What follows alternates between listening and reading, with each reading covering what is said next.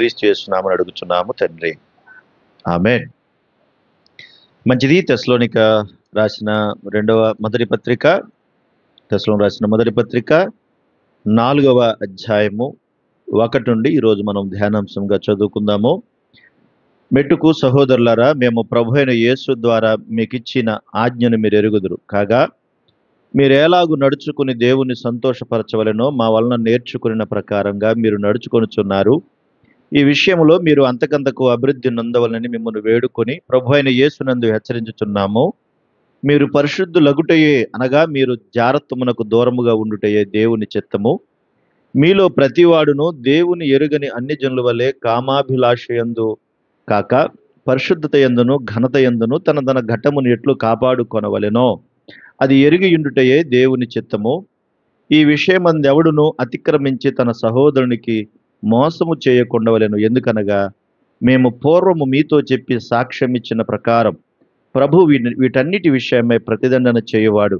పరిశుద్ధులగుటకే దేవుడు మనలను పిలిచెను గాని అపవిత్రులుగా ఉండుటకు పిలువలేదు. కాబట్టి ఉపేక్షించువాడు మనుషుని ఉపేక్షింపడు గాని మీకు తన పరిశుద్ధాత్మను అనుగ్రహించిన దేవునినే ఉపేక్షించుచున్నాడు. ఈ తెస్సలోనిక పత్రికలో పౌలు గారు 1, 2, 3 అధ్యాయాలు వారిని అభినందిస్తూ వారిలో ఉన్నటువంటి గొప్పతనాన్ని పొగుడుతూ మాట్లాడినటువంటి సంగతులు మనకు కనబడతాయి. ఇక 4, 5 అధ్యాయాలకు వచ్చేటప్పటికి కొన్ని హెచ్చరికలు పరిశుద్ధాత్మ దేవుడు పౌలు గారి ద్వారా తెస్సలోనిక సంఘానికి చేస్తూ ఉన్నాడు. ఇవి చాలా ప్రాముఖ్యమైనవి, చాలా అవసరం కూడా. వారికే కాదు, ఇవి మనకు కూడా చాలా అవసరం కూడా. కనుక ఈ హెచ్చరికల ద్వారా దేవుడు ఏం చెప్పాలనుకుంటున్నాడో, ఎలాంటి హెచ్చరికలు మనకు చేస్తూ ఉన్నాడో దాన్ని కాస్త మనము గ్రహించాలి. విన్నట్టే ఉంటుంది కానీ కొత్తగానే ఉంటుంది. 4వ అధ్యాయం మొదటి భాగంలో మెట్టుకు అని ప్రారంభించాడు. మెట్టుకు సహోదరులారా అంటే ముందు కొన్ని సంగతులు మీకు జ్ఞాపకం చేశాను. ఇంకా కొన్ని చెప్పాల్సిన సంగతులు ఉన్నవి, వాటిని కూడా చెప్తున్నాను అని దాని అర్థం. మెట్టుకు అంటే ముగింపు అయిపోలేదు, కొన్ని చెప్పాను, ఇంకొన్ని ఉన్నాయి అని చెబుతూ ఉన్నాడు. సహోదరులారా, మేము ప్రభు అయిన యేసు ద్వారా మీకు ఇచ్చిన ఆజ్ఞను మీరు ఎరుగుదురు. కొన్ని ఆజ్ఞలు ఏదైతే ప్రభు చెప్పాడో ఆ ఆజ్ఞలను మీకు ఇచ్చాము, మీ సంగతులు మీకు తెలుసు.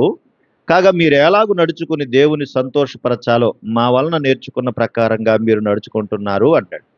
పౌలు గారు వారి బృందం ఈ తెస్సలోనిక సంఘానికి నేర్పించినటువంటి సంగతులు వారు నేర్చుకుని దేవుణ్ణి ఎలా సంతోషపరచాలో అనే విషయాలు వారు ఆ ప్రకారంగా నడుచుకుంటూ ఉన్నారు. ఎప్పుడు ఈ మాట జ్ఞాపకం చేస్తాను నేను కూడా. మనము ఏది చేసినా, ఏ పని చేసినా నా దేవుడు సంతోషిస్తాడా లేదా అనే సంగతి మాత్రం ఎప్పుడు మనకి జ్ఞప్తిలోకి రావాలి. తప్పనిసరిగా నా దేవుడు సంతోషిస్తున్నాడా లేదా. మనుషుల మెప్పు కొరకు మనం చాలానే చేస్తాము, కానీ అందులో దేవుడు మెచ్చుకునేది ఏదైనా ఉందా అనేది తప్పనిసరిగా ఆలోచించాలి. మనుషులు వాళ్ళకి నచ్చినట్టుగా ప్రవర్తిస్తే ఓకే. ఒకవేళ వాళ్ళకి నచ్చినట్టుగా మనం చేయకపోతే వెంటనే ఏమంటారు, వీళ్ళు మంచోళ్ళు కదని మన మీద ఒక ముద్ర వేసి మళ్ళీ వెంటనే సైడ్ అయిపోతారు. కనుక అలాంటి స్థితికి వెళ్ళిపోకుండా తప్పనిసరిగా మనము చేసే వాటిలో దేవుడు మెచ్చుకునేది ఏదైనా ఉందా అని, దేవుడు సంతోషిస్తాడా ఈ పని వలన అని మనము ఆలోచించాలి. నేను మీరు కూడా. వారు అది ఎరిగిన వారే ప్రవర్తిస్తూ ఉన్నారు. ఈ విషయంలో మీరు అంతకంతకు అభివృద్ధి నొందవలని మిమ్మల్ని వేడుకొని ప్రభు అయిన యేసునందు మిమ్మల్ని హెచ్చరించుచున్నాను అంటున్నాడు. ఏం చేస్తున్నాడంటే పౌలు గారు, మీరు అంతకంతకి అభివృద్ధి నొందాలని మిమ్మల్ని వేడుకుంటున్నాను అంటే ఒక రక్క బ్రతిమలాడుతున్నాడు, మరో పక్క హెచ్చరిస్తున్నాడు. మీరు అభివృద్ధి పొందాలి, మీరు బాగుపడాలి, మీరు ఎదగాలి. ఎదగాలనుకునే వాళ్ళు ఎప్పుడు కూడా కొన్ని విషయాలు చెప్పాల్సినవి చెప్తారు, కానీ బుద్ధి చెప్పాల్సిన సమయంలో ఖచ్చితంగా బుద్ధి చెప్తారు. పౌలు గారు ఎందుకు ఏమంటాడంటే హెచ్చరిస్తున్నాను అంటున్నాడు. ఈ హెచ్చరికలో కొన్ని విషయాలు జ్ఞాపకం చేస్తూ ఈ లోపాలు మీ సంఘంలో కనబడుతున్నాయి అని చెప్పాడు. ఏంటవి అంటే 3వ వచనంలో మీరు పరిశుద్ధులగుటయే, అనగా మీరు జారత్వమునకు దూరముగా ఉండుటయే దేవుని చిత్తము అన్నాడు. అంటే ఈ సంఘంలో అన్ని బాగానే కనబడుతున్నా జారత్వం ఎక్కువగా కనిపిస్తుంది ఆ సంఘంలో. జారత్వం ఏంటి చెప్పాను మీకు. వివాహము కాకుండానే అపవిత్రంగా ఉండడం, వివాహం కాకుండానే పాపం చేయడం. దీన్ని మీరు హెడ్డింగ్ పెట్టుకుంటే ఒకవేళ జారత్వమునకు దూరంగా ఉండండి అనే మొదటి పాయింట్ మీరు రాసుకోండి. జారత్వమునకు దూరముగా ఉండండి. జారత్వము అంటే లైంగిక అపవిత్రత. ఏమంటారంటే మీకు అర్థం అవడానికి అది లైంగిక అపవిత్రత. వివాహం కాకుండగానే స్త్రీ పురుషులు చేసేటువంటి పాపం. దాన్ని వ్యభిచారం అనరు. వ్యభిచారము అంటే వివాహం అయిన తర్వాత కూడా చెడు కార్యం చేస్తే దానిని వ్యభిచారం అంటారు. వివాహం కాకుండా చేసేదాన్ని జారత్వం అంటారు. వివాహం అయిన తర్వాత చేసేదాన్ని వ్యభిచారం అంటారు. ఈ సంఘములో జారత్వం విపరీతంగా కనిపిస్తా ఉంది. కనుక జారత్వము విషయాల్లో మీరు చాలా ప్రమాదకరంగా ఉన్నారు. మీరు పరిశుద్ధులుగా ఉండాలని దేవుడు కోరుకుంటే మీరు జారత్వములో ఉన్నారు. కాబట్టి మీరు జారత్వానికి ఏం చేయాలి? దూరముగా ఉండండి అన్నాడు. కొన్ని మాటలు బైబిల్‌లో ఇలా రాయబడ్డాయి దీని గురించి. ఎందుకంటే దైవ సంబంధమైన నియమాల్లో జారత్వం భయంకరమైనటువంటి పాపం. ఇది చాలా ప్రమాదకరమైనది కూడా. ఈ పాపంలో చిక్కుకుంటే జీవితం అంతా సర్వనాశనమే. ఇందులో చిక్కుకుంటే సర్వనాశనమే. బాగుపడడం ఉండదు. ఈ జారత్వం వలన, వ్యభిచారం వల్ల పుట్టినవే ఎయిడ్స్ రోగం అంటారు. తెలుసు కదా? అందులో చాలా రోగాలు ఉన్నాయి. అవన్నీ వద్దు మనకి. మనకు బాగా అర్థమైన రోగం ఏంటంటే ఎయిడ్స్ రోగం. ఇది సామాన్యంగా వచ్చేది కాదు. పాపం చేసినప్పుడు, జారత్వం చేసినప్పుడు వచ్చే జబ్బు. కాబట్టి ఇంకా చాలా ఉన్నాయి అని నేను చెప్పలేను. చెప్పడానికి నాకు మనసు రావటం లేదు. కనుక జారత్వం అనేది ప్రమాదకరమైంది. దాని గురించి కొన్ని మాటలు మీకు చెప్తాను నేను. ఒకసారి చూడండి అపొస్తలుల కార్యములు 15వ అధ్యాయం. అపొస్తలుల కార్యములు 15వ అధ్యాయము 27, 28 దగ్గర నేను చదువుతున్నాను. కాగా యూదా శేల పంపి ఉన్నాము. వారు నోటి మాటతో ఈ సంగతులు మీకు తెలియజేస్తున్నారు. విగ్రహములకు అర్పించిన వాటిని, రక్తమును, గొంతు పిసుకు చంపిన దానిని, జారత్వమును విసర్జింపవలెను అన్నాడు. ప్రారంభ సంఘంలోనే కాస్త గలిబిలి వచ్చింది. అన్ని జనుల్లో ఉన్నటువంటి వారు ప్రభువుని అంగీకరిస్తే వారిని గురించి వాళ్ళు సున్నతి పొందాలని, మీరు చేస్తేనే మీరు పరిశుద్ధులని, అది ఇదని చెప్పి వాళ్ళు మాట్లాడుతున్నప్పుడు యెరూషలేములో ఉన్న సంఘ పెద్దలు ఆ విధంగా కాదు అని అందరూ కలిసి ఆలోచించి పరిశుద్ధాత్మ దేవుడు ఏదైతే ప్రేరేపించాడో ఆ విషయాలు మాత్రమే తీసుకుని అందులో ప్రధానంగా కొన్ని సంగతులు జ్ఞాపకం చేశారు. అదేంటంటే విగ్రహ సంబంధమైన అపవిత్రత, మరి బలిచ్చిన తర్వాత గొంతు పిసికి చంపిన దాన్ని తినే అపవిత్రత, అలాగే జారత్వము. ఇవి ప్రమాదకరమైనవి అన్నాడు. కాబట్టి ఈ జారత్వాన్ని మీరు ఏం చేయాలంటే విడిచిపెట్టాలి. విసర్జించడం అంటే విడిచిపెట్టడం. అర్థం చేసుకోవాలి, ఇది చాలా ప్రమాదకరమైనది. ఆ రోజున ఉన్నటువంటి ఆ తెస్సలోనిక సంఘంలోనే కాదు, ఈనాటి సంఘాల్లో కూడా ఇలాంటి భయంకరమైన పరిస్థితులు కనబడతా ఉన్నాయి. వింటున్నారా లేదా? వింటున్నారు కదా? కనుక ఇలాంటి సందర్భాలు కనబడతా ఉన్నాయి. ఈ సందర్భాలను బట్టి వాక్యం మన దగ్గరకు వచ్చినప్పుడు, దేవుని మాట న్యాయమైనదైనప్పుడు, అన్యాయముగా మనం ప్రవర్తించినప్పుడు తప్పనిసరిగా దేవుడు శిక్ష వేస్తాడు. కనుక ఇది అపవిత్రమైనది గనుక దీనికి మీరు దూరంగా ఉండాలని చెప్తున్న, దీన్ని మీరు విసర్జించాలి అన్నాడు. అలాగే ఈ తెస్సలోనిక సంఘంలోనే కాదు, ఆనాటి సంఘంలో కూడా కొన్ని సంగతులు ఉన్నాయి. చూడండి ఒకసారి కొరింథీయులకు రాసిన మొదటి పత్రిక 5వ అధ్యాయం 1వ వచనం కూడా చూడండి. చాలా భయంకరంగా ఉంటాయి ఈ మాటలు. చూసారా, తీశారా? కొరింథీయులకు రాసిన మొదటి పత్రిక 5వ అధ్యాయం 1వ వచనం. మీలో జారత్వం ఉన్నదని వదంతి కలదు. మీలో ఒకడు తన తండ్రి భార్యను ఉంచుకొన్నాడట. అట్టి జారత్వము అన్యజనుల్లోనైనను ఉండదు అన్నాడు. అసలు ఎంత దారుణం అంటే, తన తండ్రి భార్య అంటే వాడికి ఏమవుతుంది? రోజు వరకు కూడా జరుగుతూనే ఉంది. ఒకప్పుడు దేవుడు చూచి చూడనట్టుగా వదిలేశాడు. ఆ రోజు కాలంలో వదిలేశాడు. కానీ ఆ తర్వాత కాలంలో అన్ని కూడా రిస్ట్రిక్షన్స్ ఏర్పాటు చేశాడు. కొన్ని కండిషన్స్ పెట్టాడు. ఏది పాపమో, ఏది తప్పో, ఏది నిజమో, ఏది అబద్ధమో అన్ని నేర్పించాడు. తోలు తీస్తానని చెప్పాడు, మళ్ళీ మామూలుగా కాదు. మోషే గారు కొండపైకి ఎక్కి కిందకి దిగి వచ్చేటప్పుడు కింద జరుగుతుంది ఏంటి? జారత్వము, భయంకరమైన జారత్వం. అక్కడ అసలు తినడం, త్రాగడం, ఆడుటకు లేచిరని ఉందంటే భయంకరంగా చేస్తున్నారు వాళ్ళు. దానికో కోపం వచ్చి రాతి పలకలను బద్దలు కొట్టి వాళ్ళందరి చేత తాగించి మోషే వాళ్ళందరినీ చంపేమని చెప్పాడు కత్తులిచ్చి. మరి ముందు కాలంలో మాట్లాడిన దేవుడు ఆ తర్వాత దర్శకుడికి ప్రతి విషయాన్ని మళ్ళా మాట్లాడుతూ ఉన్నాడు యేసుక్రీస్తు ప్రభువారు చెప్పినటువంటి మాటలను బట్టి. కనుక జారత్వం అనేది అది భయంకరమైనది. తండ్రి భార్యని ఉంచుకున్నాడంటే వాడెవడాడు మీకు తెలియట్లేదు. కానీ వాక్యము ద్వారా దేవుడు ఖండించి మాట్లాడుతున్న ఈ మాట మీరు అర్థం చేసుకోవాలి. ఇప్పుడున్నటువంటి గృహాల్లో కూడా ఇది జరుగుతుంది. ఆఖరికి 6, 7 తరగతుల నుంచి అక్క అంటాడు, అన్నయ్య అంటాడు, చెల్లంటాడు, బావ అంటాడు. కానీ వాళ్ళ ఆలోచనలు వేరే, వాళ్ళ ఉద్దేశాలు వేరే, వారి మాటలు వేరే, వారి చూపులు వేరే, వారి పనులు వేరే. అర్థం చేసుకోవాలి నా చెల్లులారా. ఈ భయంకరమైనటువంటి స్థితిలో ఉన్నటువంటి పరిస్థితులు ఇవన్నీ. దేవుడు ఊరికనే ఏ మాట జ్ఞాపకం చేయడు, ఏ మాట ఊరికనే చెప్పడు. కాబట్టి మీరు దీనికి దూరంగా ఉండండి అంటున్నాడు. అట్టి క్రియలు అన్ని జనుల్లో కూడా జరగవు. అంత దౌర్భాగ్యమైనటువంటి క్రియ మీ లోపల ఉంది, దాన్ని ఖండించండి అన్నాడు.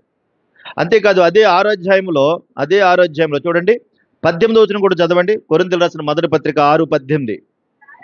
జారత్వమునకు దూరంగా పారిపోండి అంటున్నాడు. తనకు కొందరు ఇద్దరు లోపాలు కనబడతాయి. ఎందుకంటే చిన్న మాట జ్ఞాపకం చేస్తున్న ఒక మాట. దేవుడు ఏమన్నాడంటే భార్య భర్త ధర్మాన్ని జరిగించాలి, భర్త భార్య ధర్మాన్ని జరిగించాలి. ధర్మము అంటే అడుక్కోవడం కాదు, ధర్మం అంటే నియమం. ధర్మం అంటే నియమం. భార్య భర్త దగ్గర ఎట్లా ఉండాలో అలాగే ఉండాలి, అది నియమం. ఉండాలి అలా ఖచ్చితంగా. అలాగే భర్త కూడా భార్య దగ్గర ఎలా ఉండాలో అలా ఉండాలి, నియమం. ఈ నియమాలు దెబ్బతింటే, ఈ ధర్మాలు దెబ్బతింటే కాపురాలు విడిపోతాయి, వ్యభిచారులు అవుతారు, జారత్వం చేస్తారు. ఎందుకు ఈ మాటలు అంటే, మీరు జారత్వానికి వెళ్ళిపోయారు కదా. ఇక్కడ చూడండి, అక్కడ 18వ వచనంలో మనుషుడు చేయు ప్రతి పాపమును దేహమునకు వెలుపల ఉన్నది గాని జారత్వము చేయువాడు తన సొంత శరీరమునకు ఏం చేస్తున్నాడంట? హానికరంగా ఉన్నాడంట అండి. ఏంటి ఇదంతా? హానికరంగా ఉన్నాడంట. అంటే జారత్వం చేసే వాళ్ళకి ఎదుటోళ్ళు కాదు, తన శరీరానికి తనే హాని చేసుకుంటాడు. దానివల్ల జబ్బులు వస్తాయి. అంతేకాదు 7వ అధ్యాయం చూడండి, అదే 7వ అధ్యాయము 2వ వచనం కూడా చదవండి. 7వ అధ్యాయం 2వ వచనం. జారత్వములు జరుగుచున్నందున ప్రతివానికి సొంత భార్య ఉండవలెను, ప్రతి స్త్రీకి సొంత భర్త ఉండవలెను. ఏం చెప్తున్నాడు దేవుడు? జారత్వం జరగకుండా ఉండాలంటే వివాహాలు చేసుకోండి, వివాహం చేసుకోండి, సొంత భార్య ఉండాలి, సొంత భర్త ఉండాలి అంటున్నాడు. వివాహాలు చేసుకోవాలి ఖచ్చితంగా అంటాడు. అందుకే వయసు వచ్చిన బిడ్డలకు వివాహం చేయాలని చెప్పడం కారణం ఏంటి? బాగా ఉద్యోగాలు రావాలండి, బాగా సంపాదించాలండి, ఒక ఇంటోడు అవ్వాలండి. మీరు ఆలోచించాలి, ఇవన్నీ ఎప్పుడు జరుగుతాయి, ఎప్పుడు సిద్ధపాటు అవుతుంది. కాబట్టి జారత్వం జరగకుండా ఉండాలంటే ఏం చేయాలి? దేవుడు ఏమన్నాడు? వివాహం చేయాలి. వివాహం చేయాలి పిల్లలకి. ఏ సమయానికి, ఏ కాలానికి, ఏ వయసుకు తగినట్టుగా చేయాలో ఆ వయసుకు తగినట్టుగా తప్పనిసరిగా వివాహము చేయాలి. ఎప్పుడో చేస్తామండి, చూద్దామండి, చేద్దామంటే అవదు. ఆయా సమయాన్ని బట్టి తప్పనిసరిగా చేయాలి. ఎందుకంటే ఇప్పుడున్న కాలంలో, ఇప్పుడున్న పరిస్థితులు మరీ దుర్భరమైనటువంటి పరిస్థితులు, ఇవి చాలా ప్రమాదకరమైనవి. కనుకనే ఆ రోజున తిమోతికి రాసిన 2వ పత్రికలో 2వ అధ్యాయము 22వ వచనం కూడా చూడండి. నువ్వు యవనేచ్ఛల నుండి పారిపోమ్ము అన్నాడు. ఏం చేయమన్నాడు? పారిపోమ్మన్నాడు. అంటే శరీరానికి సంబంధించినటువంటి కొన్ని ఇచ్చలు, కొన్ని కోరికలు ఉంటాయి. వాటి నుండి నువ్వేం చేయాలా? పారిపోవాలి. పారిపోయి ఏం చేయాలి?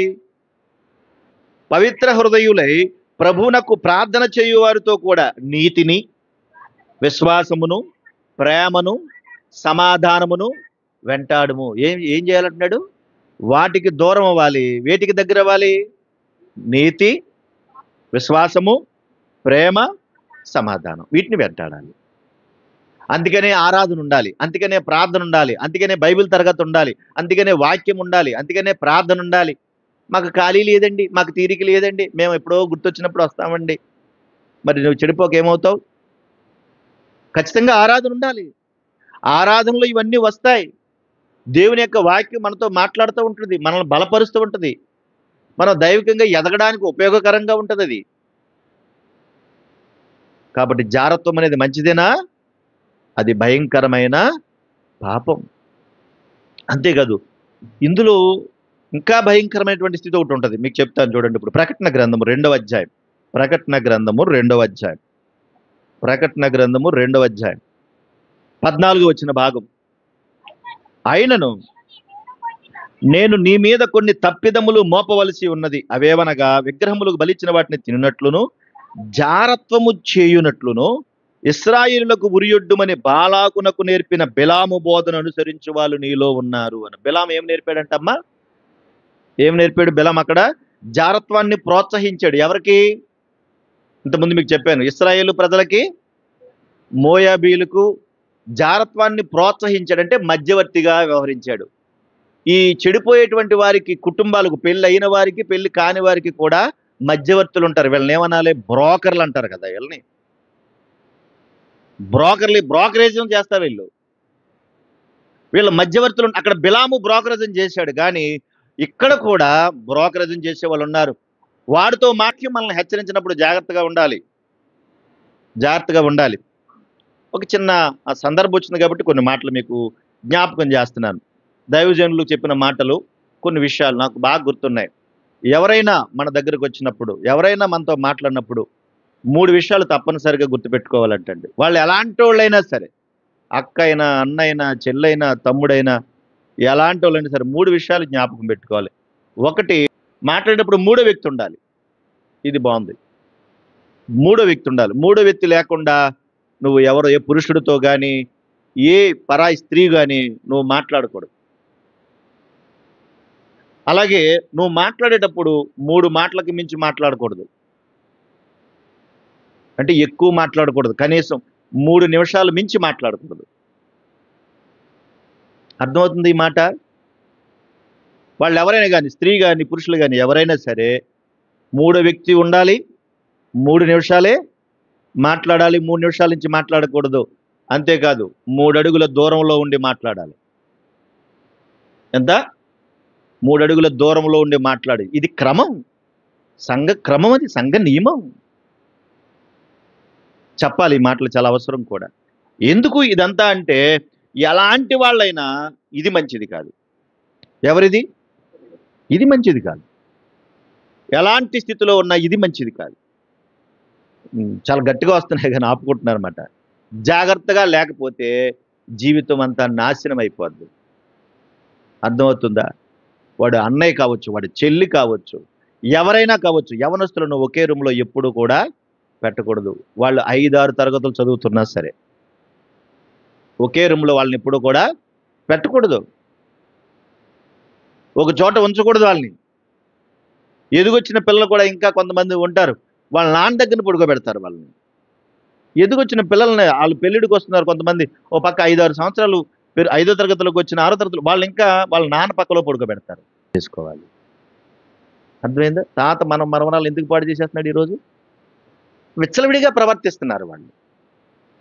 ఒరిజినల్గా లోపల ఉండవు, కానీ శరీరంలో ఉంటాయి. దానివల్ల నష్టం కలుగుతుంది. ప్రస్తుతం ఉన్న దినాలు మరింత ప్రమాదకరమైన దినాలు. మనం తినే తిండి, మన ప్రవర్తన, ఇవన్నీ కూడా మరింతగా ప్రోత్సహిస్తున్నాయి. దీనివల్ల దైవికమైనటువంటి నియమాలు దెబ్బతింటున్నాయి. అర్థమైందిగా?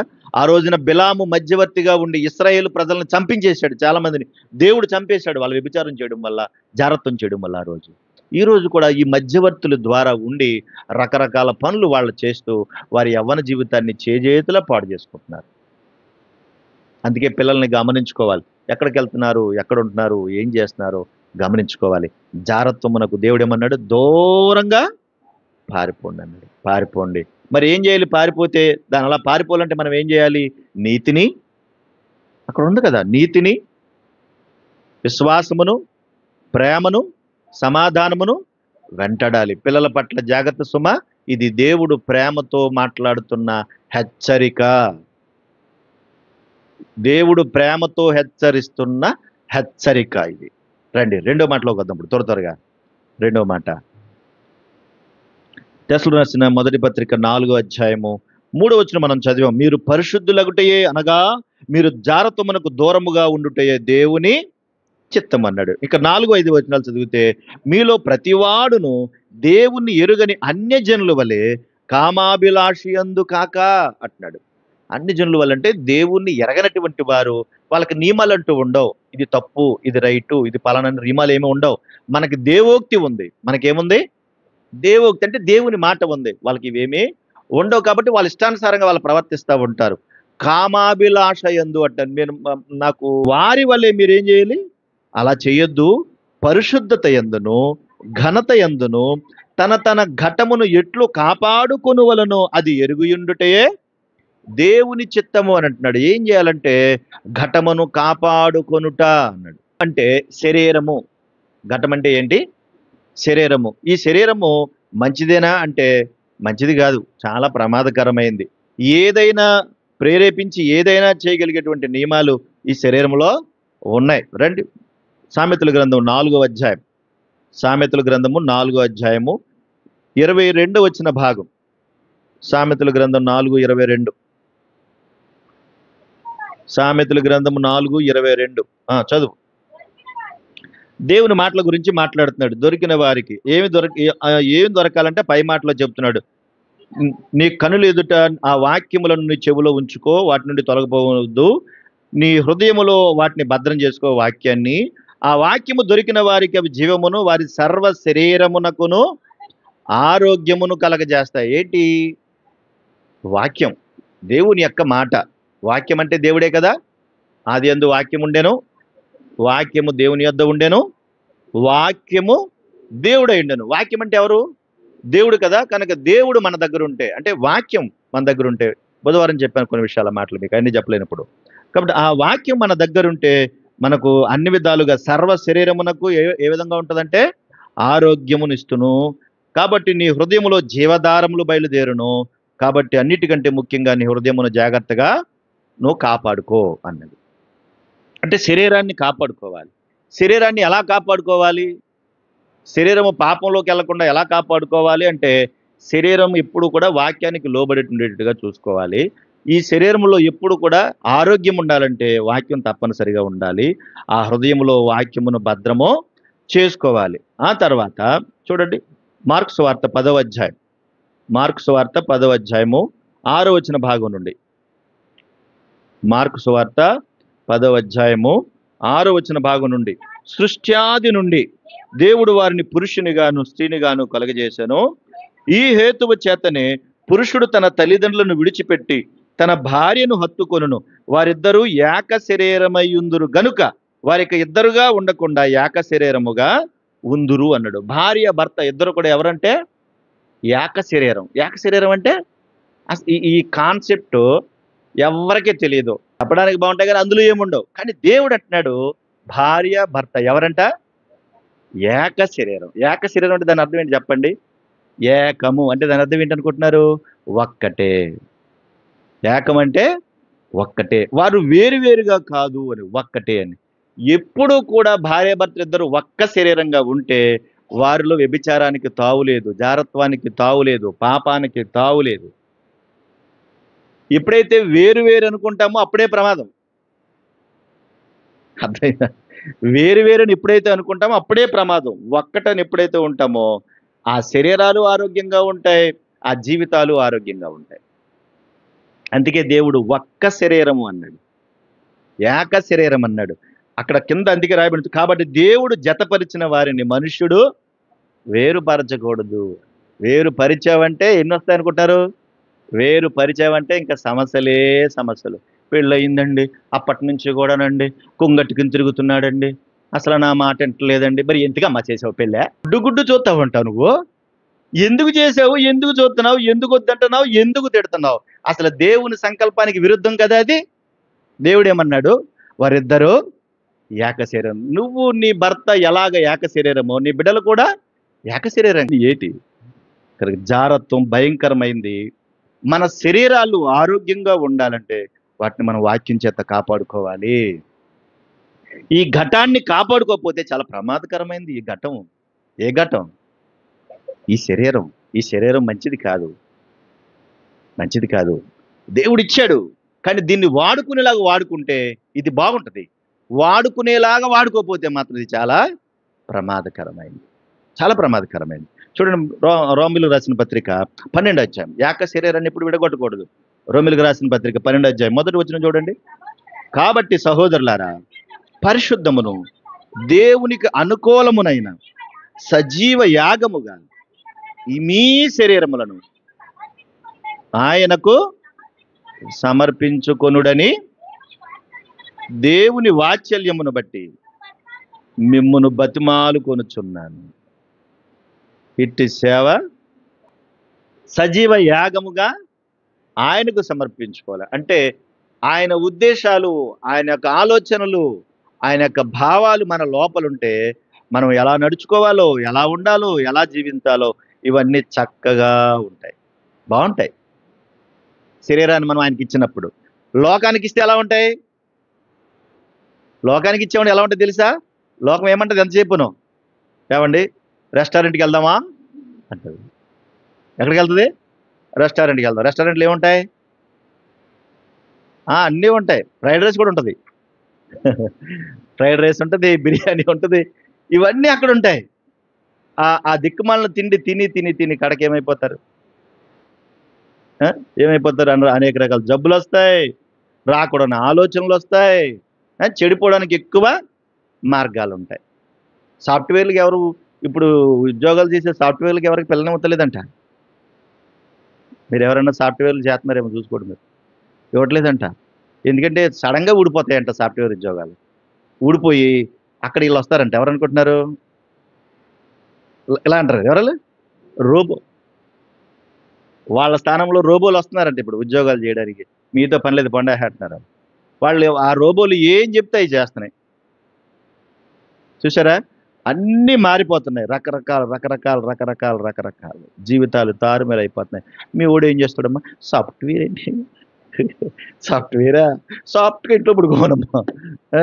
వాడికి పిల్లనివ్వడము కష్టమమ్మా. అసలు బాలేదు. ఒకప్పుడు గర్వంగా చెప్పుకునేవారు. ఇప్పుడు చెప్పుకోవడానికి భయమేస్తుంది. గర్వంగా చెప్పుకునేవారు ఒకప్పుడు. పలానా అంటే, పర్లేదు ఒక రూ. 1,00,000 వస్తాయి అనుకునేవారు. ఇప్పుడది లేదు. కనుక ఆరోగ్యకరంగా బ్రతకాలి అనంటే ఈ శరీరాన్ని ఎవరికిచ్చేయాలి? దేవునికిచ్చేయాలి. అంతేకాదు ఈ శరీరాన్ని కాపాడుకోవాలంటే ఇంకా కొరింథీయులు రాసిన మొదటి పత్రిక 9వ అధ్యాయం 27.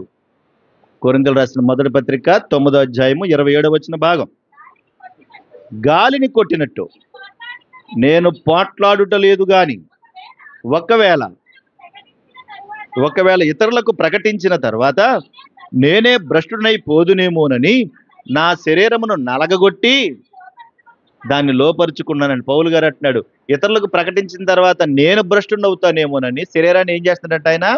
నలగగొట్టుకుని నలగొట్టుకోవడం ఏంటి? రాళ్ళు తీసుకొని కొట్టుకోవడమా? అది కాదు. దాన్ని లోబరుచుకుంటున్నాడు. అవసరమైతే కొన్నిసార్లు దానికి ఉపవాసం పెట్టాలి మనం. కానీ శరీరాన్ని నలగగొట్టుకోవాలనంటే దాన్ని ఎక్కడ లొంగదీయాలో అక్కడ లొంగదీయాలి. ఎలా కొట్టాలో అలా కొట్టాలి దాన్ని. అంతేగాని శరీరం మన మీద పెత్తనం చేయకూడదు. శరీరం మీద మనమే పెత్తనం చేయాలి. ఇప్పుడు మీరు ఎవరి మీద దాడి చేస్తున్నారు? శరీరం ఇప్పుడు మన మీద దాడి చేయకూడదు. చాలా ప్రమాదం అది. శరీరం మీద ఎప్పుడు మన దాడే ఉండాలి. మన పెత్తనమే ఉండాలి. ఇది నేను తిన్ను అంటే ఇక తినకూడదు, ఆపేయాలంతే. ఒరేయ్ తినరా అంటది. ఎవరు? ఏయ్ నేను తిన్నాం అనాలి దాంతో. అలా కంట్రోల్ చేయాలి, దాన్ని నలగొట్టాలి దాన్ని. ఈరోజు వాక్యం వినాలి నువ్వు. కూర్చో వచ్చేది ఎవరు చెప్పాలి? శరీరంతో ఎవరు చెప్పాలి? మనం చెప్పాలి. వచ్చి కూర్చో, నువ్వు వాక్యం వినాలి, కూర్చో అంటే వాక్యం అన వాళ్ళది పెళ్ళికైతే వెళ్తారు. అలా దీన్ని ప్రిపేర్ చేయాలి ఈ శరీరాన్ని. పౌలు గారు అంటున్నాడు, నలగగొట్టి లోపరుచుకుంటున్నాను అంటున్నాడు. మనకు ఒక అరగంట వాక్యం వినేటప్పటికే ముగించడా 12 అవ్వలేదా? ముగించడా? అది నీ మీద పెత్తనం చేయకూడదు. ఈ శరీరం మీద నువ్వే పెత్తనం చేయాలి. పౌలు గారు ఏమంటున్నాడు? దాన్ని నలగగొట్టి దాన్ని లోబరుచుకుంటున్నాడు. నలగొట్టి లోబరుచుకుంటున్నాడట. చూడండి గలతీ పత్రిక 5:24. గలతీ పత్రిక 5:24. క్రీస్తు యేసు సంబంధులు శరీరమును దాని ఇచ్చలతోను ఏం చేశారంట? శరీరమును ఏం చేశారు అది చెప్పండి. క్రీస్తు యేసు సంబంధులు శరీరం దాని ఇచ్చలతోను దురాశలతోను సిలివేశారు. అంటే ఏంటి? దేవునికి అప్పగించేశారని. దాంట్లో ఉన్న ఇచ్చలు, కోరికలు, దాని యొక్క దురాశలన్నీ ఎవరికి అప్పచెప్పారు? క్రీస్తు యేసు సంబంధులు. ఎవరికి అప్పచెప్పేశారు? క్రీస్తు సిలువకి అప్పగించేశారు. పోయిందంతే అది. అందుకే పౌలు గారు ఏమన్నాడు? ప్రసన్నయ్య, నేను ఇక జీవించేవాడను నేను కాను. పెళ్లి బాగా జరిగిందా? జీవించేవాడను నేను కాను. ఇంకెవరు జీవించేది? నా యందు క్రీస్తే జీవిస్తున్నాడు. క్రీస్తు మన లోపల జీవిస్తే శరీరం ఎలా ఉంటది? కంట్రోల్లో ఉంటది. అప్పుడు అందులో వ్యభిచారానికి అవకాశం లేదు, జారత్వానికి కూడా అవకాశం లేదు. దేవుడు హెచ్చరిస్తున్నాడు, నువ్వు పరిశుద్ధులుగా బ్రతకాలని. రండి మరొక మాట కూడా చెప్పుకుని ముగించుకుందాం. రండి. తెస్సలోనికి రాసిన మొదటి పత్రిక 4వ అధ్యాయము 4వ వచన భాగం, మీలో ప్రతివాడు దేవుని ఎరుగుని అన్ని జనుల వలె కామాభిలాష యందు తన పరిశుద్ధత యందు ఘనత యందు తన తన ఘట్టమును ఎట్లు కాపాడుకొనవలనది ఎరిగియుండుటే దేవుని చిత్తం అన్నాడు. తన ఘటాన్ని కాపాడుకోవాలి. ఎలా అంటే దేవుణ్ణి ఘనపరచుటలో, పరిశుద్ధతలో ఈ శరీరాన్ని కాపాడుకోవాలి. అది దేవుని చిత్తం అన్నాడు. 6వ వచనం, ఈ విషయం అందు ఎవడను అతిక్రమించి తన సహోదరునికి మోసము చేయకుండవలను. ఎందుకనగా మేము పూర్వం మీతో చెప్పి సాక్ష్యం ఇచ్చిన ప్రకారము ప్రభు వీటన్నిటి విషయమై ప్రతిదండన చేయువాడు అన్నాడు. మీ సహోదరునికి మోసం చేయకూడదంటే ఇందులో కూడా చాలా ప్రమాదకరమైన ఉంది. నేను ఎలా చెప్పాలో తెలియట్లేదు, అర్థం చేసుకోవాలి. ఇక చివరి మాట 7వ వచనంలో, పరిశుద్ధులగుటకే దేవుడు మనల్ని పిలిచెను గాని అపవిత్రులుగా ఉండుటకు పిలవలేదు. ఎందుకు ఇవన్నీ చెప్తున్నాడు దేవుడు అంటే మనం ఎలా ఉండాలని? పరిశుద్ధులుగా ఉండాలని పిలిచాడంట. ఇది 3వ మాట. పరిశుద్ధులగుటకే మనల్ని పిలిచాడు. 3 మాటలు ఇందులో చెప్పి నేను ముగించేస్తాను, ఎదురుకి వెళ్తాను, టైం సరిపోతుంది మళ్ళీ. చూడండి ఒకసారి 3వ మాట రాసుకున్నారు అక్కడ. పరిశుద్ధులగుటకే పిలిచాడు. మొదటిదేమో జారత్వమునకు దూరంగా ఉండాలి, రెండవదేమో ఘటమును కాపాడుకోవాలి, మూడవదేమో పరిశుద్ధులగుటకే పిలిచాడు. ఎఫెసీ పత్రిక 1వ అధ్యాయము 4వ వచనంలో, ఒక ఉచితముగా మనకు అనుగ్రహించిన తన కృపామహిమకు కీర్తి కలుగునట్లు తన చిత్త ప్రకారమైన దయా సంకల్పము చొప్పున యేసుక్రీస్తు ద్వారా తనకు కుమారులుగా స్వీకరించుటకై మనల్ని ముందుగా తన కోసం నిర్ణయించుకుని మనము తన ఎదుట పరిశుద్ధులము నిర్దోషులమై ఉండవలనని జగత్తు పునాది వేయబడక మునిపే ప్రేమ చేత క్రీస్తులు మనలను ఏర్పరచుకును. అంటే ఏంటన్నమాట? పరిశుద్ధుడైన దేవుడు మనము పరిశుద్ధులుగా బ్రతకాలని ఈ భూమి మీద పుట్టించాడు. పరిశుద్ధుడైన దేవుడు మనం పరిశుద్ధులుగా బ్రతకాలని ఈ భూమి మీద పుట్టించాడు. రైట్. 2వ మాట, తిమోతికి రాసిన 2వ పత్రిక, అందులోనే తిమోతికి రాసిన 2వ పత్రిక 1వ అధ్యాయము 9-10 వచ్చిన భాగాల్లో నేను చివరి మాట చదువుతున్నాను చూడండి. మనలను రక్షించి పరిశుద్ధమైన పిలుపుతో ఆయన మనలను పిలిచాను అన్నాడు. పరిశుద్ధుడైన దేవుడు పరిశుద్ధులుగా ఉండడానికి మనల్ని పుట్టించాడు. పరిశుద్ధమైనటువంటి పిలుపుతో పిలిచాడంట ఆయన. ఆ పిలుపులో ఏ పాపం లేదు. పరిశుద్ధమైన పిలుపుతో పిలిచాడు. తర్వాత అందులోనే 3వ మాట, రోమిలకు రాసిన పత్రిక 8వ అధ్యాయం, రోమిలకు రాసిన పత్రిక 8వ అధ్యాయం 3-4 వచనాలు. 8వ అధ్యాయము 3-4 వచనాలు, శరీరమును అనుసరింపక ఆత్మను అనుసరించి నడుచుకొని మన యందు ధర్మశాస్త్ర సంబంధమైన నీతి విధి నెరవేర్చబడవలనని పాప పరిహారము నిమిత్తము దేవుడు తన సొంత కుమారుని పాప శరీర ఆకారముతో పంపి ఆయన శరీరమందు పాపమునకు శిక్ష విధించాను. అంటే ఏం చేశాడో తెలుసా? పరిశుద్ధుడైన దేవుడు పరిశుద్ధుగా బ్రతకడానికి పుట్టించాడు. పరిశుద్ధుడైన దేవుడు పరిశుద్ధమైనటువంటి పిలుపుతో పిలిచాడు. పరిశుద్ధుడైన దేవుడు పరిశుద్ధుడైన ప్రభువును మన కొరకు బలిచ్చాడు. అలా అయితే ఉంటే ఉన్నారులే అని అనుకోలేదు. అందరూ కూడా బాగుండాలి, అందరూ పరిశుద్ధులుగా ఉండాలి, అందరూ ఎదగాలి, మిమ్మల్ని పరిశుద్ధులుగా ఉండడానికే పిలిచారు, ఇది నా చిత్తం అంటున్నాడు. హెచ్చరిస్తున్నాడు ఆయన. అందుకే భూమి మీద మిమ్మల్ని పుట్టించాను, అందుకే మిమ్మల్ని పెంచి పెద్ద చేశాను, అందుకే పరిశుద్ధమైన పిలుపుతో పిలిచాను. అక్కడికి మీ యొక్క స్థితిగతులు మార్చుకొని మీరు పరిశుద్ధులు అవ్వాలని పరిశుద్ధుడైన నా ప్రభువుని మీ కొరకు ఏం చేశాను? బలిచ్చాను. రండి, తెస్సలోనికి రాసిన మొదటి పత్రిక 4వ అధ్యాయం 7వ వచనం, పరిశుద్ధులగుటకే దేవుడు మనల్ని పిలిచెను గాని అపవిత్రులుగా ఉండటకు పిలవలేదు. 8వ వచనం, కాబట్టి ఉపేక్షించువాడు మనిషిని ఉపేక్షింపడు గాని మీకు తన పరిశుద్ధాత్మను అనుగ్రహించిన దేవునినే ఉపేక్షించుతున్నాడు. పరిశుద్ధాత్మను అనుగ్రహించిన దేవునినే ఉపేక్షించున్నాడు. ఏంటి దీని అర్థం అంటే మనము దేవుణ్ణి నిర్లక్ష్యం చేయకూడదు. చివరి మాట 4వ మాట అదే, మనము దేవుణ్ణి నిర్లక్ష్యం చేయకూడదు. ఉపేక్షించడం అంటే అశ్రద్ధగా ఉండడం, నిర్లక్ష్యంగా ఉండడం, పట్టించుకోకపోవడం. ఏంటి ఇప్పుడు, అయితే ఏంటి, అయితే ఏంటి, ఏంటి ఇప్పుడు అలాగే చెప్తారు, అలాగే అంటారు, ఏంటి ఇప్పుడు, నిర్లక్ష్యం, పట్టించుకోకపోవడం. మీరేమనుకుంటున్నారు అంటే మనుషుని ఉపేక్షింపడు అంటే మనుషుల మాటే కదా అని అనుకుంటున్నారు. కానీ మీరు ఏం చేస్తున్నారు? పరిశుద్ధాత్మను అనుగ్రహించిన దేవుణ్ణే నిర్లక్ష్యం చేస్తున్నారు. నన్ను ఒక మనిషి అనుకుంటున్నారేమో మీరు, పౌలు గారు అంటున్నాడు ఆ మాట, నన్ను ఒక మనిషి అనుకుంటున్నారేమో మాట, వాడి మాట మేమి నిజం మీరు అనుకుంటున్నారేమో, కానీ పరిశుద్ధాత్మనిచ్చిన దేవుణ్ణే మీరు నిర్లక్ష్యం చేస్తున్నారు. జాగ్రత్త అని హెచ్చరిస్తున్నాడు. జాగ్రత్త, మీరు నిర్లక్ష్యంగా ఉండడానికి వీల్లేదు. మీరు శ్రద్ధ కలిగి బ్రతకాలి.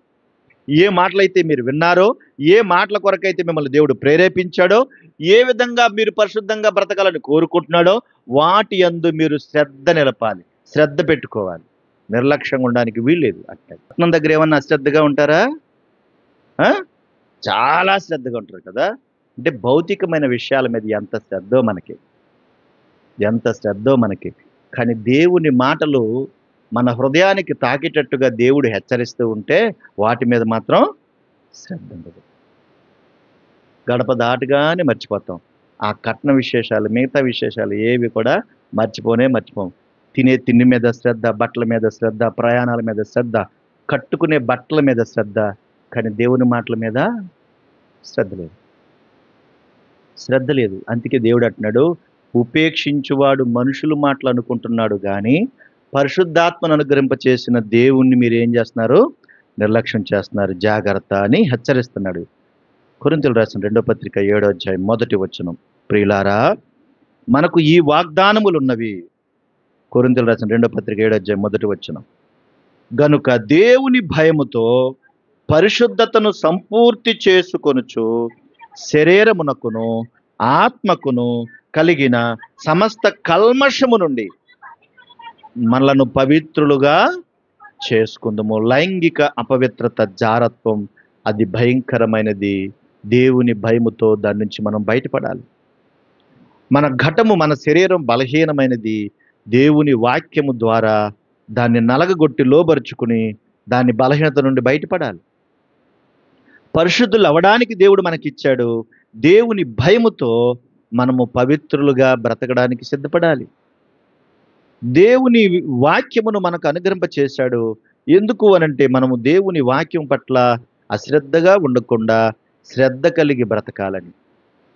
కనుక దేవుని భయముతో మన ఆత్మకు, మన శరీరానికి కలిగిన ఆ భయంకరమైనటువంటి పాప సంబంధమైన స్థితి నుండి, కల్మషము నుండి మనలను పవిత్రులుగా చేసుకోవాలి. యేసుక్రీస్తు ప్రభువారు పరిశుద్ధులైనటువంటి దేవుడైనటువంటి ఆయన మన కొరకు బలైపోవడానికి కారణం ఏంటంటే మనం భయంకరమైన పాపులం. కాబట్టి ఈ పాపము నుండి మనకు విడుదలనివ్వడానికే పరిశుద్ధుడైన దేవుడు తన బలియాగము ద్వారా, తన రక్త ప్రోక్షణ ద్వారా మనల్ని పరిశుద్ధులుగా మలిచాడు. కానీ దీన్ని నిర్లక్ష్యం చేస్తే తర్వాత నిన్ను దేవుడు కూడా రక్షించలేడు. కనుక చెప్పిన వాక్యం మీద దృష్టి పెట్టుకుని శ్రద్ధ కలిగి దేవుని చిత్తానుసారంగా మనం నిలబడగలిగితే దేవుడు తన కృప చేత మనకు మంచి జీవితాలను అనుగ్రహింపచేస్తాడు. అట్టి కృప ప్రభు మనందరికీ దయచేయును గాక. ఆమేన్. ప్రార్థన చేసుకుందాం. కళ్ళు మూసుకుని ప్రార్థనలో ఏకీవించండి. ప్రేమాస్వరూపుడైన దేవా, ఘనమైన రాజా, మీకు స్తోత్రములు. మా ప్రభు యొక్క నామమును బట్టి మీకు వందనాలు. ఈరోజు కూడా మీరు హెచ్చరించిన మాటల కొరకు స్తోత్రములు. ప్రభువా, భయంకరమైనటువంటి స్థితి లోకంలో నెలకొన్నది ఉంది. పరిశుద్ధులుగా బ్రతకాలని, జారత్వమునకు మీరు దూరంగా ఉండాలని మీరు హెచ్చరించారు. మీరు మాట్లాడారు. మీరు మాట్లాడిన సందర్భాలు, మీ ఆలోచన విధానాలు, మీ వైపు చూడగలిగే సంగతులను బట్టి స్తోత్రములు.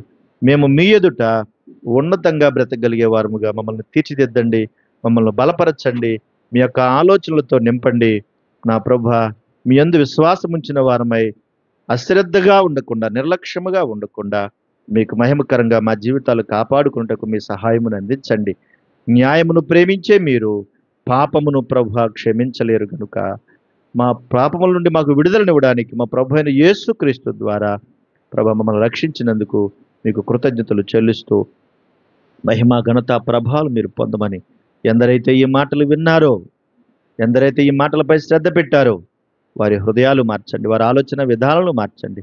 మీ కొరకు బలమైన సాధనాలుగా బ్రతకడానికి, పరిశుద్ధులుగా, పవిత్రులుగా బ్రతకడానికి వారి ఘటమును కాపాడుకున్నటకు మీ సహాయమును అందించమని కోరుతూ క్రీస్తు యేసు అతి పరిశుద్ధ నామములో స్తుతించి ప్రార్థించుచున్నాము తండ్రి.